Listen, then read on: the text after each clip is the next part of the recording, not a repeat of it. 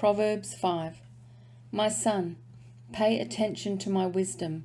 Turn your ear to my words of insight, that you may maintain discretion, and your lips may preserve knowledge. For the lips of the adulterous woman drip honey, and her speech is smoother than oil. But in the end she is bitter as gall, sharp as a double-edged sword. Her feet go down to death, her steps lead straight to the grave. She gives no thought to the way of life. Her paths wander aimlessly, but she does not know it. Now then, my sons, listen to me. Do not turn aside from what I say. Keep to a path far from her. Do not go near the door of her house, lest you lose your honour to others and your dignity to one who is cruel.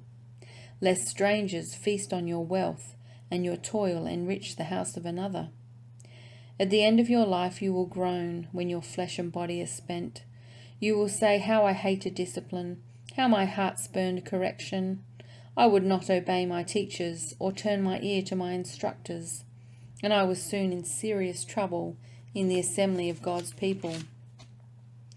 Drink water from your own cistern, running water from your own well. Should your springs overflow in the streets, your streams of water in the public squares, let them be yours alone, never to be shared with strangers. May your fountain be blessed, and may you rejoice in the wife of your youth, a loving doe, a graceful deer. May her breast satisfy you always. May you ever be intoxicated with her love. Why, my son, be intoxicated with another man's wife? Why embrace the bosom of a wayward woman? For your ways are in full view of the Lord, and he examines all your paths. The evil deeds of the wicked ensnare them. The cords of their sin hold them fast. For lack of discipline they will die, led astray by their own great folly. My son, if you have put up security for your neighbour, if you have shaken hands in pledge for a stranger, you have been trapped by what you said, ensnared by the words of your mouth. So do this, my son, to free yourself, since you have fallen into your neighbour's hands. Go to the point of exhaustion, and give your neighbour no rest. Allow no sleep to your eyes, no slumber to your eyelids. Free yourself like a gazelle from the hand of the hunter, like a bird from the snare of the fowler. Go to the ant, you sluggard, consider its ways and be wise. It has no commander, no overseer or ruler, yet it stores its provisions in summer and gathers its food at harvest. How long will you lie there, you sluggard? When will you get up from your sleep? A little sleep, a little slumber, a little folding of the hands to rest, and poverty will come on you like a thief, and scarcity like an armed man. A troublemaker and a villain who goes about with a corrupt mouth, who winks maliciously with his eye, signals with his feet, and motions with his fingers, who plots evil with deceit in his heart. He always stirs up conflict. Therefore disaster will overtake him in an instant. He will suddenly be destroyed without remedy. There are 6 things the Lord hates, 7 that are detestable to him: haughty eyes, a lying tongue, hands that shed innocent blood, a heart that devises wicked schemes, feet that are quick to rush into evil, a false witness who pours out lies, and a person who stirs up conflict in the community. My son, keep your father's command, and do not forsake your mother's teaching. Bind them always on your heart. Fasten them around your neck. When you walk, they will guide you. When you sleep, they will watch over you.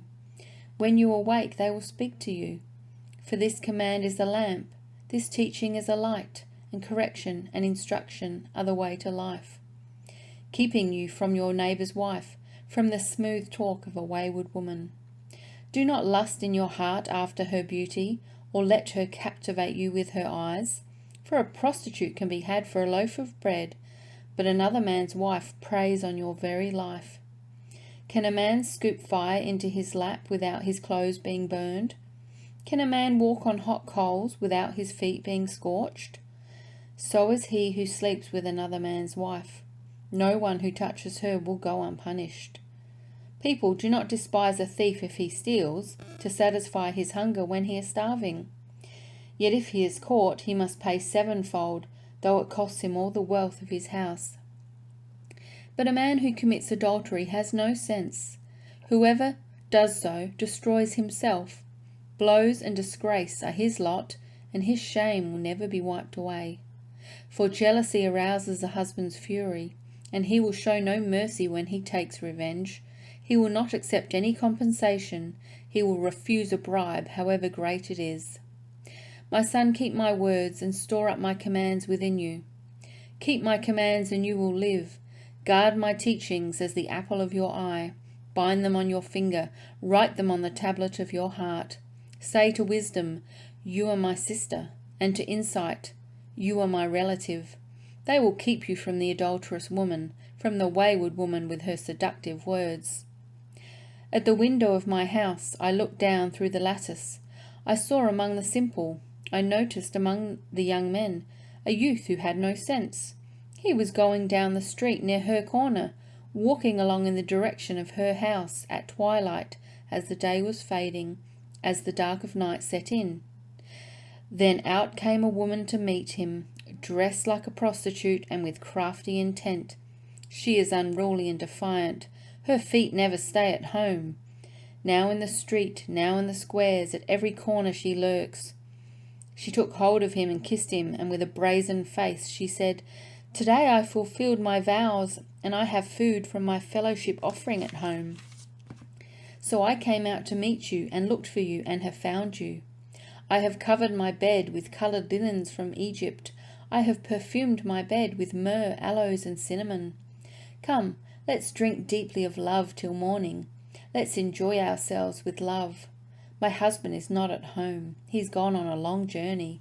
He took his purse filled with money and will not be home till full moon. With persuasive words she led him astray. She seduced him with her smooth talk. All at once he followed her, like an ox going to slaughter, like a deer stepping into a noose, till an arrow pierces his liver, like a bird darting into a snare, little knowing it will cost him his life. Now then, my sons, listen to me. Pay attention to what I say. Do not let your heart turn to her ways and stray into her paths. Many other victims she has brought down. Her slain are a mighty throng. Her house is a highway to the grave, leading down to the chambers of death. Does not wisdom call out? Does not understanding raise her voice? At the highest point along the way where the paths meet, she takes her stand beside the gate leading into the city. At the entrance she cries aloud, To you, O people, I call out. I raise my voice to all mankind. You who are simple, gain prudence. You who are foolish, set your hearts on it. Listen, for I have trustworthy things to say. I open my lips to speak what is right. My mouth speaks what is true, for my lips detest wickedness. All the words of my mouth are just. None of them is crooked or perverse. To the discerning all of them are right. They are upright to those who have found knowledge. Choose my instruction instead of silver, knowledge rather than choice gold. For wisdom is more precious than rubies, and nothing you desire can compare with her. I, wisdom, dwell together with prudence. I possess knowledge and discretion. To fear the Lord is to hate evil. I hate pride and arrogance, evil behavior and perverse speech. Counsel and sound judgment are mine. I have insight, I have power. By me kings reign and rulers issue decrees that are just. By me princes govern and nobles, all who rule on earth. I love those who love me, and those who seek me find me. With me are riches and honour, enduring wealth and prosperity. My fruit is better than fine gold. What I yield surpasses choice silver. I walk in the ways of righteousness, along the paths of justice, bestowing a rich inheritance on those who love me, and making their treasuries full. The Lord brought me forth as the first of his works, before his deeds of old. I was formed long ago, at the very beginning, when the world came to be. When there were no watery depths, I was given birth. When there were no springs overflowing with water.